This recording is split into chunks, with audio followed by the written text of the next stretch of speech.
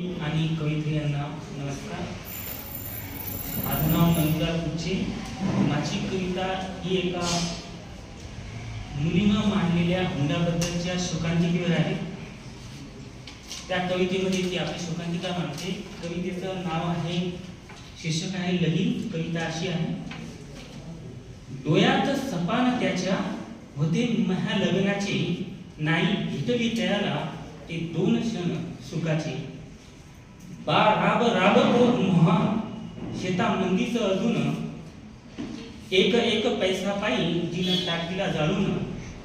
दिस घराच्या कामानं बालय थकला भागला, विसावा म्हणून थोडा झाडाखालीच टेकला.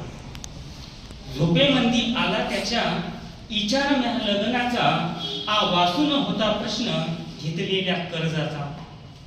होतं किडूक मिडूक सारं विकून टाकलं,